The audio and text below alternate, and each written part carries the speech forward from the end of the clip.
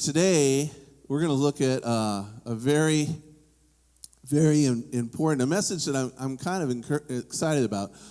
And you should be glad that I'm saying that, because if I stood up here and told you, oh yeah, we have kind of a boring message that I'm not too thrilled about, that probably wouldn't be a good start, right?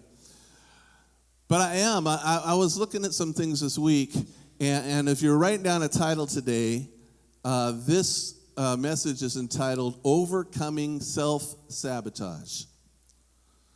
Overcoming self-sabotage. You know, we have many obstacles that you and I face in life. Many. And when we're successful, or when we see things accomplished, or when life is going the way that we want it to go or not going, so often we come up with reasons in our minds why they are or are not going smoothly. And often we'll point to other things and we'll say, oh, it's because this happened, or it's because my upbringing was like this, or it's because my neighbor did this, or it's because my boss at my job did this, or on and on the list goes. But I got to tell you, and this is very important, I'm going to be very straightforward with you today, because I'm assuming that you want the real truth, not the sugar-coated, candy-coated one, right? And as I speak on some of this, I speak to myself as well, and so it comes from experience, and that's why I'm able to do this. I got to tell you that one of the greatest barriers that you and I face, one of the greatest factors that trips us up over and over again in life is not the other factors, it's not the other people, it's us. I mean, we have to sometimes take a very strong, long look in the mirror. That should be the first place we look, and say, Lord, is it me? Are there things that I'm doing or not doing on a regular basis that are causing me to either have a smooth going on some of these things or not? Are there things that I need to change? You know, it's very important to take that look. I remember a time several years ago where I was having this weird health situation. And basically every day, almost like clockwork, I would break out, and some of you have had this, I'd break out in hives just all over the place. The legs, arms, you name it. All of a sudden, out of nowhere, every day, especially towards the evening, I'd just be breaking out in hives, and I'd have to be whipping out like Benadryl, and of course, I will tell you this, if you're like me, you take Benadryl at 5 in the evening, and now you're a waste case the rest of the night.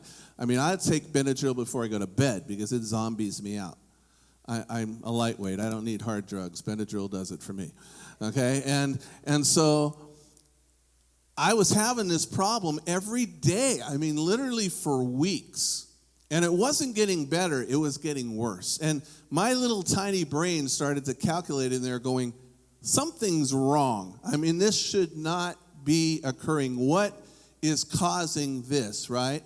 And at the time, you know, I told the doctor, I said, you know, I was on some stuff because I was fighting like some type of virus or whatever it has. And so I had my little penicillin pills that they had prescribed to me, and I was taking these every day. And I'm thinking, man, you know, whatever it is, this doesn't seem to be helping. It's not getting better. But I was taking it diligently, and I was having these problems. And the weirdest stuff was happening with this allergic type of reaction. It's like I would drink like a glass of water, right? And as I'm drinking a glass of water, all of a sudden my top lip would feel like I was in the dentist and I had gotten a Novocaine shot. All of a sudden it literally would swell up just from water. It would swell up, and it would be like I got no feeling in my lip. And then one day I'm sitting in this coaches meeting for all area for the basketball, and we're like trying to vote on the players because it was the end of the season, and I could literally feel my throat like starting to close up, and that'll give you a panic feeling if you've ever had that, right? All of a sudden you're thinking, man, if this continues, I'm not going to be able to breathe. So it was really weird until I did my little searching on the internet. And I was searching my symptoms, which, by the way, is dangerous to do because sometimes you end up thinking you have everything. You know, some rare disease that like 1% of the whole world's population gets. But I've figured out something really quick after going through this for weeks. I was allergic to penicillin. And these reactions that I was getting constantly and getting worse and worse was because every day in what I thought I was doing for myself that was good, I was actually making things worse. And you know what? I tell you that story because that might be true for you. Things that you think you're doing that are actually going to help you are actually self-sabotaging where you're at. So today I want to discuss three areas. And we're going to jump around just a little bit. I've been hesitating to do that, but I have three passages that I want to look at today. So three areas. And the first one we're going to bring up is in 1 Corinthians chapter 4. 1 Corinthians chapter 4, verses 1 through 5.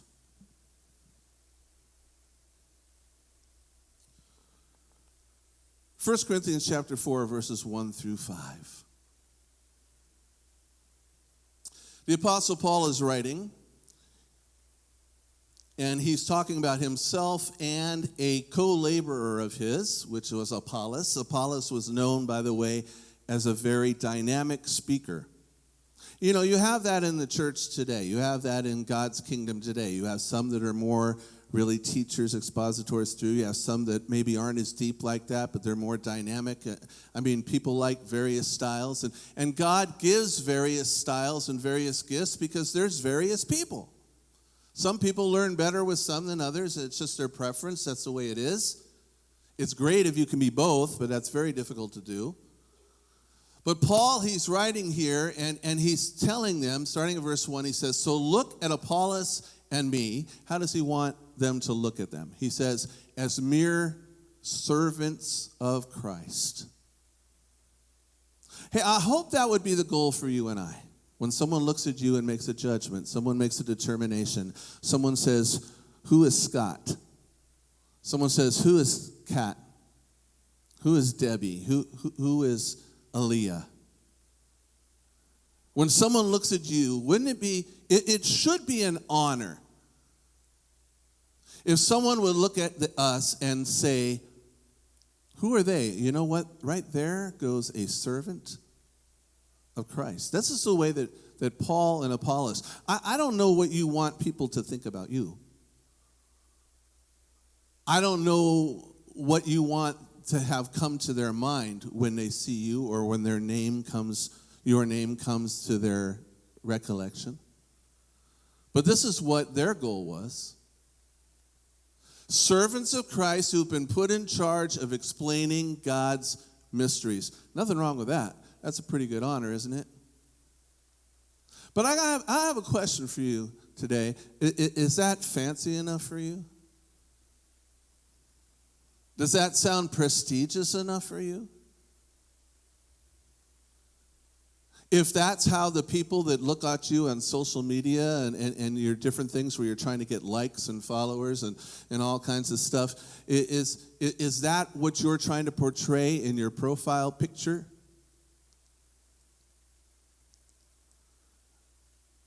Oh, there goes a servant of Christ. I don't know if that's what we're trying to portray or not, or what we're trying to portray in the things that we say, do, post, whatever. And it goes on to describe this in verse 2. He says, a person who is put in charge or a steward, a manager, this is what is required. This is what's required. It doesn't say anything about being the most intelligent person in the world. Thank God for that. I thank God for that every day. Doesn't say anything about being the most talented person in the world, thank God, because as talented as you are, there's usually at least somebody somewhere that's more talented. Doesn't say anything about being the most gorgeous person in the world, because as gorgeous as you may be, you will find someone that you think is more gorgeous than you. But it does say that this is a requirement, that a person must be found what? Faithful. faithful. So this is what we should be concerned about, to be considered as a servant of Christ. And what is the requirement of a good servant of Christ for Nancy,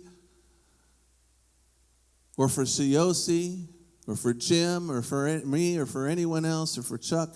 Here's the requirement. Be found faithful.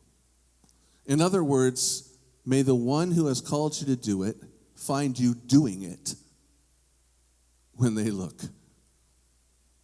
And this should be true for everyone. And then Paul goes on to say, as for me, it matters very little how I might be evaluated by you. And as I get to this, here's number one of defeating self-sabotage. You and I spend way too much time, way too much energy, way too much concern basing everything on our life on what other people think. And 80% of the drama in your life, which, by the way, a lot of you have a lot of drama. Lot of drama. I mean, some of you are so good at drama that you literally have your own drama club, and you're the only one that needs to be in it. I mean, you've got plenty of it. Drama, drama, drama, every day. Entire scenarios running through your head. And all of this drama, almost all of this drama, is because you're self-centered and all you're thinking about is what other people think about you or don't think about you. That's right, I just called you self-centered. I know, because I can be self-centered too. Oh, I wonder what they're thinking. Do they like it? What do they think about my outfit? How's my hair look? I don't know. How come hardly anyone put like on my post? Oh my goodness, did you see? There were 40 positive comments, but that one, what do they mean by that? What are they thinking? Do other people think that? On and on it goes, right? And our whole world, our whole energy, our whole everything starts being determined by some nobody that don't matter what they think. But now everything revolves around that. You just care way too much what other people think. Way too much. Hey, you know, the Apostle Paul, as he writes this, he's a guy who could write this because a lot of people knew about him. He made a lot of waves. I mean, he was a guy who first was very powerful and was persecuting the church, was persecuting the Christians, and then all of a sudden it's like, hey, what's with this guy? This guy Saul is now Paul, and now he's preaching what he used to go against. He was making major waves. Everybody knew about him. They either liked him or hated him or somewhere in between, but everybody knew about him. And they were saying kinds of stuff. Some people thought, oh, what he's doing is great. Most people are like, he's lying. Most people are like, oh, it's not even true what he's saying. He's not even an apostle. I mean, just on and on the list goes. Talking about him. And you know why Paul was able to continue to serve God the way that he needed to? Because he says, it matters very little how I might be evaluated by you or any human authority. But for you and I, it's everything. Right, years ago, Nike had a commercial. They had Andre Agassi. He was a good tennis player at the time. Now he's probably completely washed up and can barely walk. But at the time,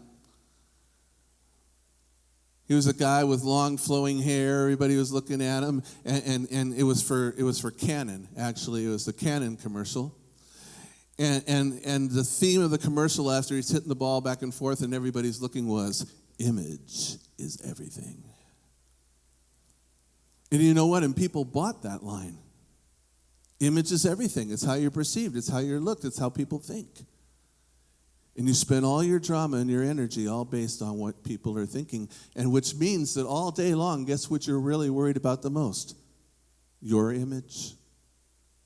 People's perception of you. How people think about you. Well, how about this? Now there's something that's implied here. So I could stand up here today, and it would be kind of rude if I told you I don't really care what you think.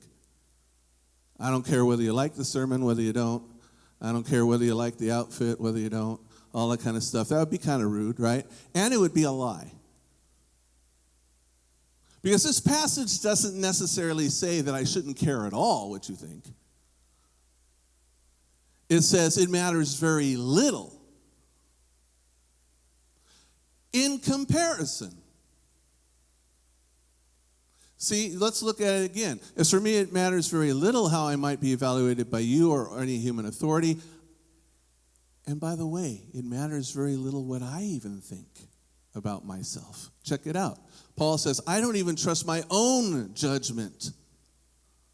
And yet this is what occupies all of our energy, 80% of our energy.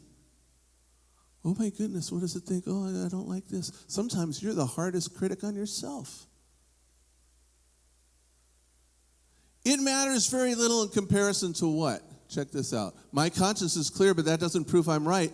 It is the Lord himself who will examine me and decide. In other words, this is what Paul's saying. You know what?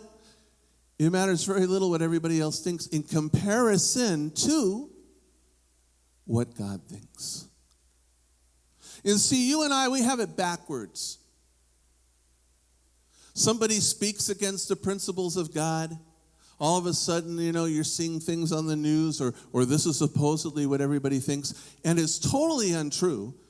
And you know what God tells us to do? Take a stand. Take a stand for truth, teach the truth. Otherwise, how are people going to know the truth, right? But this is what you and I think. Oh, but what will everybody say if I say that? So we don't say anything because we care more about what other people think than what God thinks. Now, I'm not saying you have to be an idiot about it. Totally bash everybody who doesn't agree with you. Tell them they're the most horrible pagan sinners. And if, it may be true. But, and tell them, well, then you can just go where that you already think God is sending them.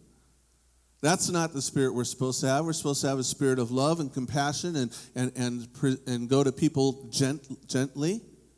And show that love and compassion that God has, that we're supposed to have that in there, definitely be there. But at the same time, often we don't stand or live for God at all. And don't speak up for him at all. Because we spend 80% of our time just worried about everybody else. And their opinion don't matter compared to God's opinion. So that's the first thing that you do. That's the first thing that's causing a good majority of the drama in your life. When you're getting upset, I want you to think about this. When you're getting upset, when you're getting discouraged, when you're getting depressed, when you're getting anxiety, when you're getting all these things, it's all about what somebody else said, didn't say, what they're thinking or what you're thinking or all that kind of stuff. And all this stuff is minor. Ask the one who really knows. Ask the one who really cares. Ask the one whose opinion really matters. And quit listening to the lies, even the lies that you tell yourself on a regular basis. It says verse 5, so don't make judgments about anyone ahead of time before the Lord returns. For he will bring our darkest secrets to light and will reveal our private motives. Then God will give to each one whatever praise is due. So you know why I'm not worried? You know why I'm not worried about what someone else might think when I stand for truth or when I stand for the right thing, whether it's on Facebook or wherever it is? You know why I'm not really worried about it? Because I'm much more concerned about what God's going to think. For keeping my mouth shut or for acting in a way that's inappropriate as far as a reflection on him. Because it says here that all my motives will be revealed. Who knows my true motives? God. Sometimes you don't even know your true motives. You think your motives are for a certain thing, and they're not. There's more under there. But God knows. He'll bring our darkest secrets to light. Wow, That to me gets my attention. He'll reveal. Notice, not only will he know them, he'll reveal them. And then will God give to each one whatever praise is due. I'm gonna see him face to face. So are you.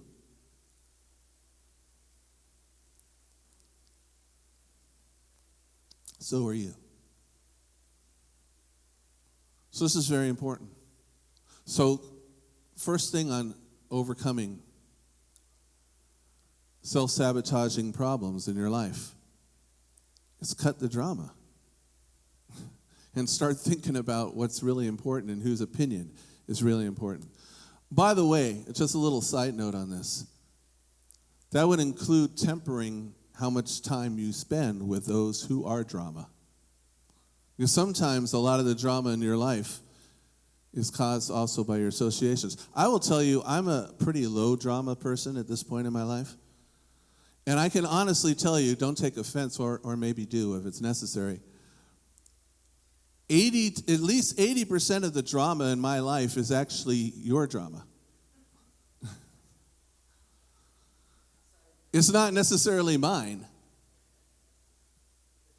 It's the drama of other people.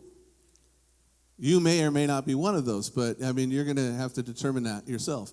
You know, sometimes people say, "Oh man, I don't know, the sermon, I just felt like he was talking right to me." And I can honestly tell you, it's very rare that I'm talking right to you. But if you feel that you're being talked right to, it might be God talking right to you. I don't know. He has a way of doing that. One of the ways to know if I'm talking right to you, by the way, is I won't be looking at you, because then it'd be too obvious at that moment. Just a little hint. It does happen every once in a while. I'll purposely turn the other way, because it's like if I look right at you when I say it, it becomes really obvious. Anyways, okay, that's number one. Now, second one.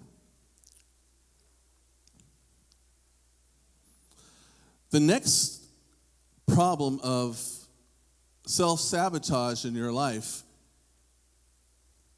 is sin. Sin that you should know better and that you literally run to. You literally run to it. Let's take a look in James chapter 1.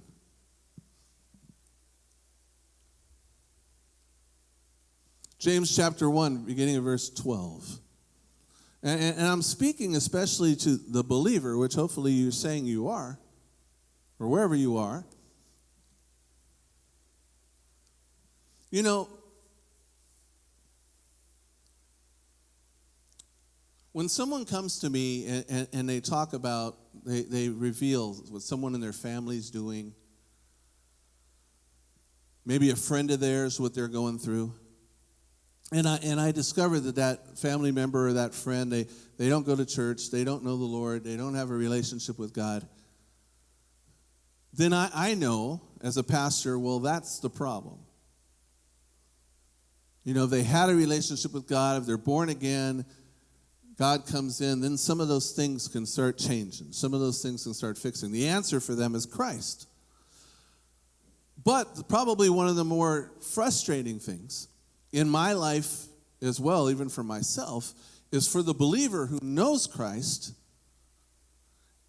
and who knows what the Scripture says and still continues to get tripped up in certain areas anyways by making poor decisions.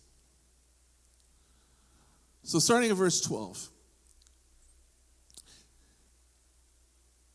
God blesses those who patiently endure testing and temptation. And patient, by the way, it comes what we call long suffering. It's a characteristic of God. It's a characteristic of God's love. He's long suffering with us. And I speak personally to tell you that he has to suffer through a lot of my nonsense on a daily basis. How about you? And we are to suffer through. We are to patiently endure testing, because tests come in life. I mean, anyone who told you, give your life to the Lord and then everything's perfectly easy, is reading out of the wrong Bible, because the Bible doesn't teach that. In fact, it teaches us that the more we try to serve him and the more we're trying to grow, often the more difficult it will become. So God will bless those who patiently endure through testing and temptation, and afterwards they'll receive the crown of life that God has promised to those who love him. So in other words, we see right here the incentive, the reason, the motive, if you want to say, behind the fact that we should endure. Yes, there's going to be testings. Yes, there's going to be temptations. Even Jesus experienced temptations, tempted in all ways in which we are yet without sin. Here's my question, though. How many times through our temptations are we without sin? Or how many times do we just give right into it? And when we sin, when we know better, when we give in, even though we know better, we keep self-sabotaging ourselves, our walk with God, the results that we're getting, the different things that are happening. It's like, oh man, I know this penicillin makes me sick, but I still have a few pills left. So I'm going to take them anyways, because I certainly wouldn't want to waste them, right? How dumb is that? But that's what we do. And I see the incentive right here. Afterwards, they're going to receive the crown of life. So that should be my focus. That should be my focus. Yeah, I'm going to choose not to do that today. Because if I were to look into the Lord's face at the end of the day, I'd want to be able to to know that at least I made a few right decisions and obedient decisions. Verse 13. And remember when you are being tempted. Now, this is very important. You know why? Because when we're tempted, we tend to lose our mind. Have you ever noticed that? Because you're being tempted at the moment, you're now not thinking clearly. Everything appears different. Afterwards, when you give in to the temptation, you're like, oh my goodness, what did I do? Why did I do that? But while you're being tempted, because you're in a state of temptation, you're not thinking, or at least not clearly. So this is what we're being told here. Hey, here's what you need to remember when you're in the time of temptation. During that time, remember this. Don't say, oh, God is tempting me. Hey, why is it that from the beginning of time, from the beginning of mankind, everyone wants to blame God for their sin? Oh, well, you didn't fix it. Why'd you put the tree there? There's no way we could have had the tree if it wasn't there. You hear that question all the time. Well, if God knew that people were going to sin, then how come he made it where they could? You know, and so it's God's fault, right? No, it was a choice.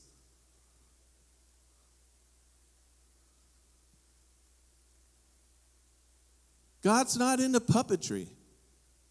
I mean, puppetry is pretty cool, and it's a good ministry.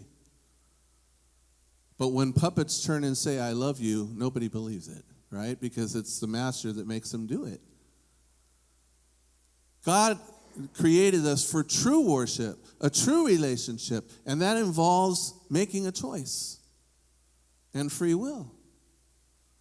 So it says, remember when you're being tempted, don't start blaming God. Oh yeah, he's tempting me. He put it here. He sent that person. It's his fault. It's his fault. He knows I'm weak. God is never, you got to understand something about God. Okay, he's always right. And he's never wrong, no matter what the circumstances look like, no matter what it feels like. These are truths that you have to anchor onto no matter what you're feeling.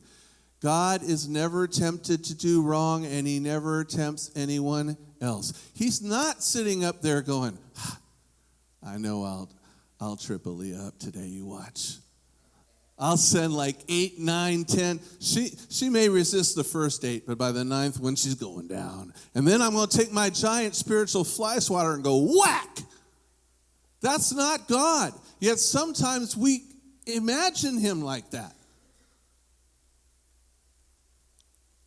Yeah, he's just like throwing stuff at us all over the place. Trust me, he's not the one doing it.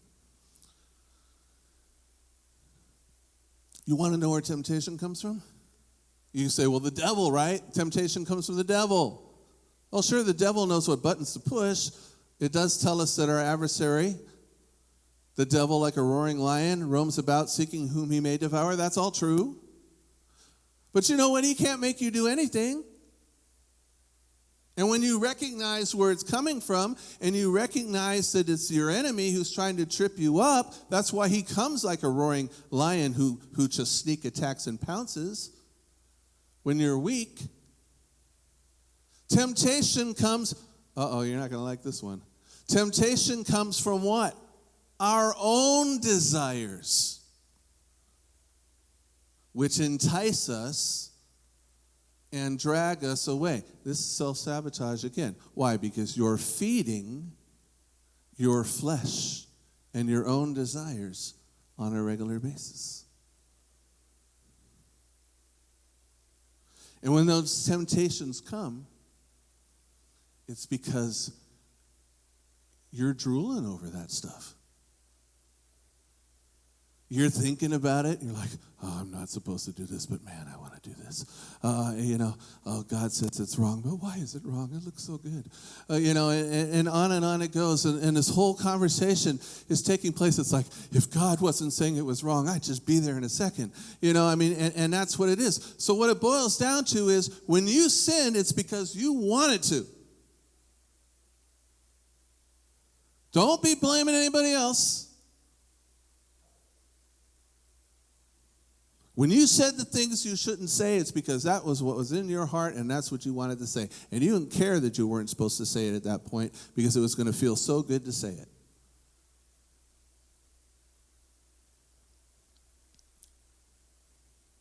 Let's give credit where credit is due, and you get the credit on this one. It's you. Hey, when I sin and mess up, I can't blame you for it. It's me. I got to own it. And part of what doesn't help is we make dumb decisions all the time. We get advice from the wrong people. We hang out with the wrong people. We spend, our habits are wrong. These are all things that need to change. And we get the advice from the wrong people because we think that they're going to tell us what we want to hear.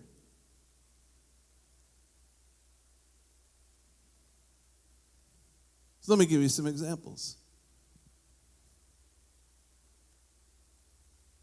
You're trying to overcome a habit in your life. Let's say you're a compulsive drinker. You just drink way too much. And I'm not talking Pepsi. You just drink way too much, right? So what do people do? They'll go hang out in the bar with their known friend who's a total alcoholic and say, hey, how do you deal with this? Yeah, that's a smart place to get advice. Or you're having issues with your relationship. Maybe in your marriage, or you're trying to have that relationship or something like that. And you're like, I just don't really know what to do. So you go to your friend who's had 4 wives. And you say, so you have a lot of experience in this. What advice can you give me? Yeah, that's pretty smart. And yet those, as dumb as that sounds, those are some of the things that we do. I have trouble with lusting in my life. But man, I just love these romance novels. Just can't put them down. So you're reading this stuff all of the time. And then you're wondering why you're struggling in your head.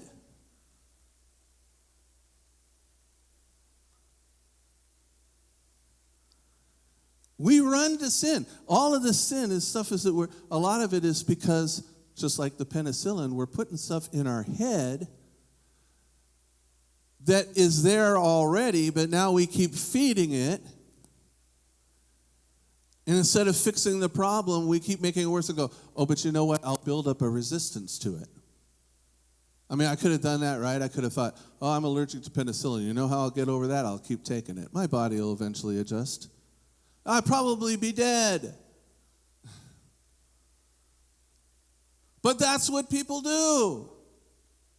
I'll just adjust. I'll handle it. I'll get over it. Temptation comes from your own desires. They entice you. Notice the imagery, and it drags you away. It's like you just get totally caught up. These desires, they give birth. This is in your head, right? And then it gives birth to sinful actions. And when sin is allowed to grow, in other words, more and more sin, more and more this affects your life, it gives birth to death. It literally becomes cataclysmic. That's a nice big word. I want to get credit for that one, cataclysmic.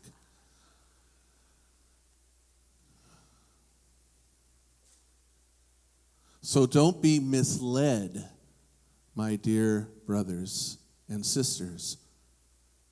You want to know what you should be focusing on? You want to know what it should be? Verse 17. Whatever is good and perfect, those things are what? They're a gift coming down to us from God our Father, who created all the lights in the heavens. What are some of the lights in the heavens we know of? The stars, the moon, the sun, right?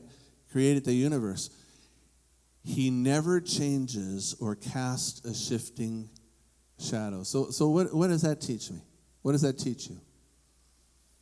When he says he's not evil and he doesn't tempt anyone to be evil, and when we're looking saying, is he always right, we don't sit there and go, oh, how come God's dealing different with me than every other person he's ever created in the history of the world?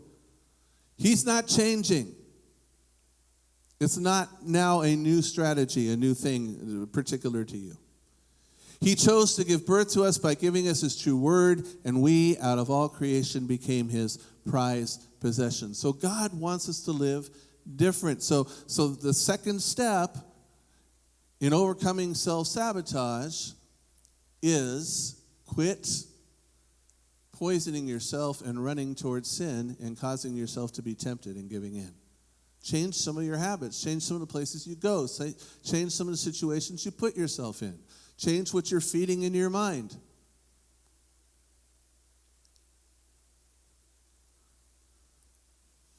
Now,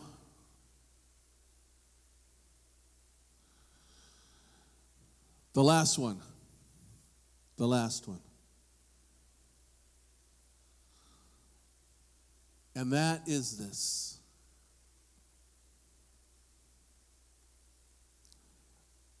And it goes a little bit with the first and the second one. Self-sabotage is because we have heart trouble. We need to fix our heart. And only God can fix our heart. We have heart trouble. Now, we hear a lot about the heart today, right? Physical. If you read on certain, especially holistic medicine, natural medicine, things that you should take, things you should drink, things you should have on a regular basis. And what's one of the ones at the top of the list that they'll tell you all the time? It can contribute to minimizing the risk of heart disease. That's one of the top on the list all the time. And why do people fear heart disease? Because heart disease will kill you. And it can also hurt quite a bit in the process. I've never had a heart attack. I hope I never do. But it can be serious. It can literally take the strongest of person and can put them on the ground in an instant. It's debilitating. And it can be lethal.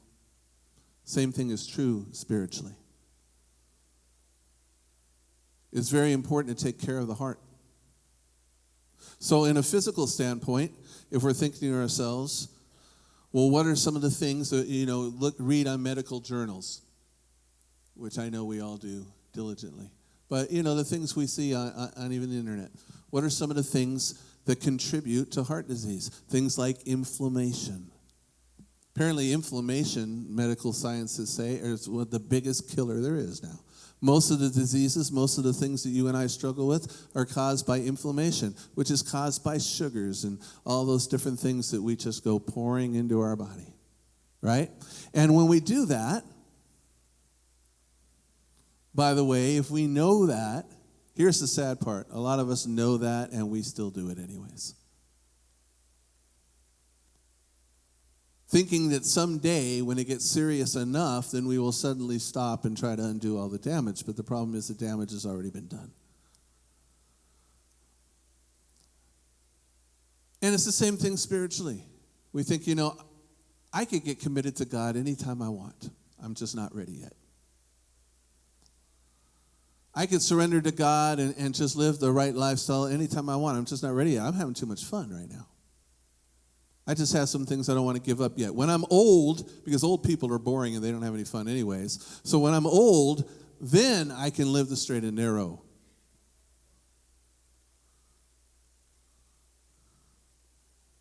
Right? I mean, after all, when you're old, the most exciting thing you do is go to the refrigerator or the bathroom and make it back, right? That's the way we view these things, right? But now it's time for fun. Heart trouble. Proverbs 27:19. Love this verse. As a face is reflected in water, so the heart reflects the real person. Oh, true colors show.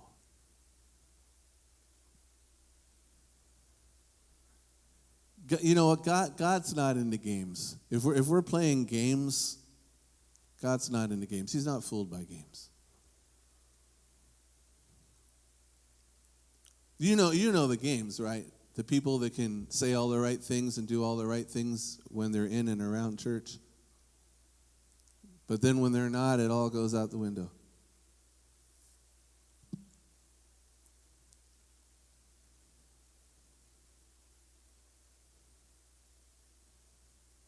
The one who's riding down the highway, cutting people off, cussing them out, doing all that, and then you take a look, it's like, oh, no, they go to the church. Oh, I hope they didn't see me.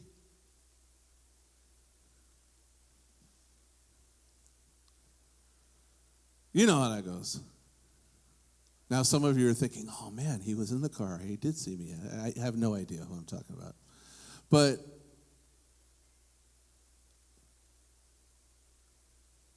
the heart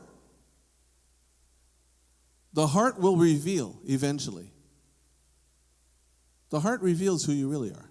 It reveals the real person. By the way, guess what? It also reveals who you really are to you. You see, the things that are going on in your head, the things that you're pondering over, the thoughts that are occupying all of your energy, yeah, that's the real you. You say, oh, that's not me. I'm just struggling right now. No, you have heart trouble. And guess what? Until you go to the great physician and allow him to get it right, you will continue to have heart trouble. It's not going to just, I'll wake up tomorrow and I'll be better. No. You need the great physician to heal your heart. If you're here without Jesus Christ, if you're here without life, you're a dead man or a dead woman walking. It's just a matter of time. You need Christ. You need your sins forgiven. You need to ask him to forgive you and to help you change your way of living and to turn from walking towards sin and to walk towards holiness. That's the first thing. And then once that happens, we need to continue to go and say, hey, man, I still got clogged spiritual arteries all over the place. God, I need you to help me clear these out. I need you to remove this block right here, and I need you to get through and reroute this, and I need help.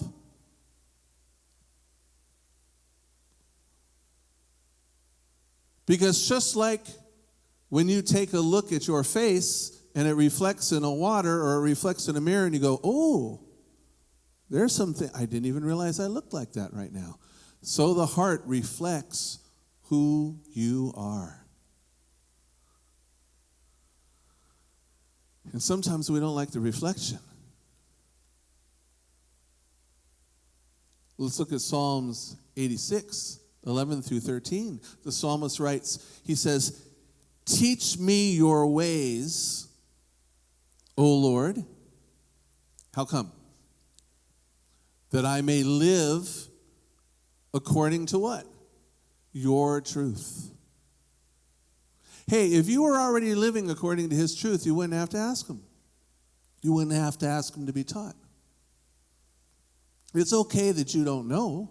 What's not okay is that you don't ask.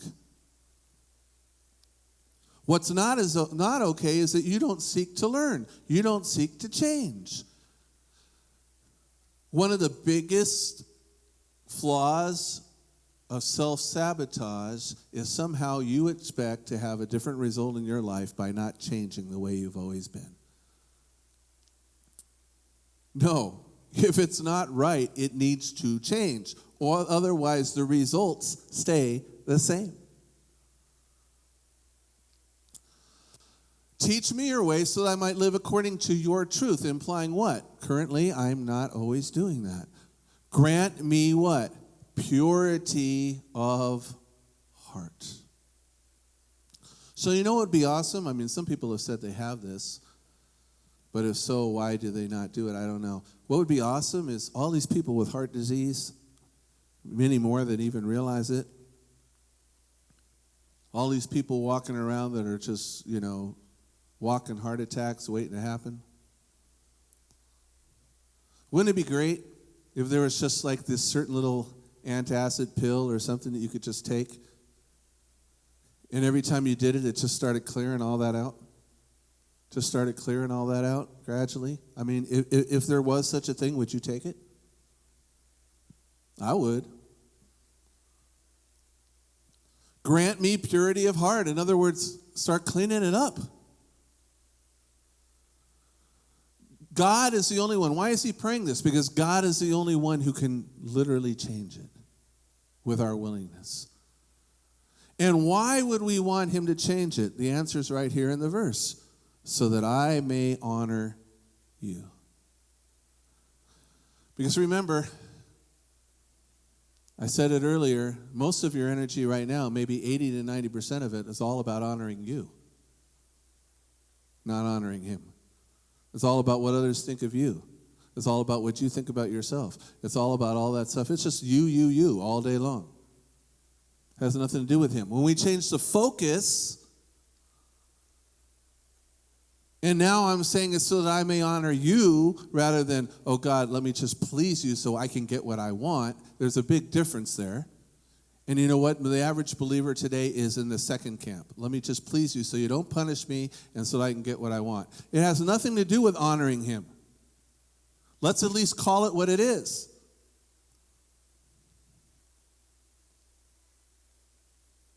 It's still all about you and me. I don't want consequences. And I want things to go smoothly. So, okay, God, whatever you say, I'll try. But it has nothing to do with honoring him. When it changes and he purifies our heart and we quit being so self-centered and become more God-centered, it all starts to change. Check it out. With all my heart, I will praise you, O Lord my God. This is no halfway thing. This is no token worship.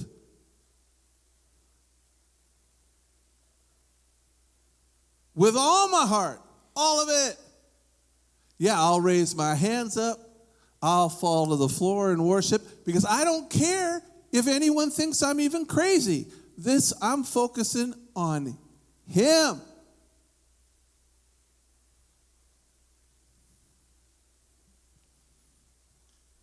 Hey, a lot of you did. I grew up in that way of church. I was trained in that way of church. Don't raise your hand up when you're singing. That'll label you. Don't do certain things when you're singing. That'll label you. Don't act a certain way. Don't say praise Jesus in the middle of the thing because that'll make you some fanatical charismatic. Just everything was a label. Drop the labels. Pure worship. And he says, I will give glory to your name forever.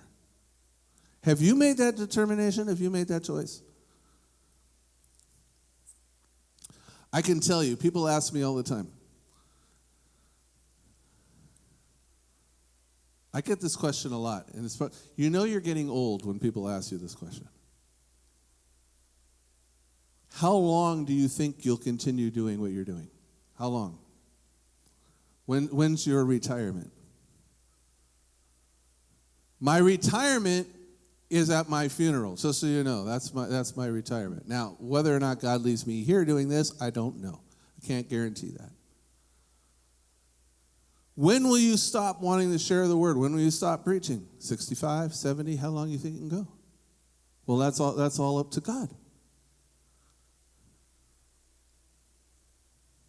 How long before you just find one of those senior villages, Where you go into the senior villages, they have those, right? You don't even have to leave. Everything's there. Yeah, it's all there. And they'll even deliver it to your front door. And I'm not knocking it, to each their own. But I will tell you, I've already made a determination, and it becomes more determined every day. I will do everything I can to proclaim the name of God for as long as he gives me breath on this earth, or as long as I can do it. I have no plans to stop. Because what in the world would I be doing if I wasn't? Well, there's lots of things you could do. You could go see this. Everything in heaven is going to be better than anything I'm going to see here. I'm not saying I don't want to go see some stuff here and there, but it's pale in comparison to the stuff I'm going to see. So why would I spend all my energy and all my time trying to do that?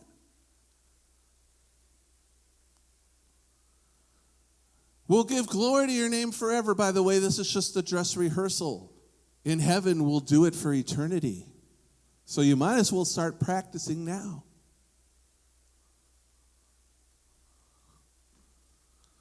For your love for me is very great. You have rescued me from the depths of death. I mean, that should make us grateful.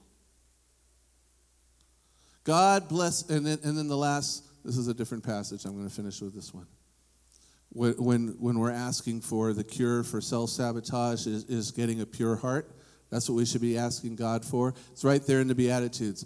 God blesses those, or blessed are those whose hearts are pure. Why? It's those people that'll see God. So if you're sitting here and you're saying, man, I just wish God would show me more. I'm just wishing I would understand more. I'm just wishing that I would live for God better. I just wishing I would have more of God, which should be your desire. You know how you get that? You keep asking him to purify your heart. And the more your heart is pure, the more he'll show you. The more you'll see.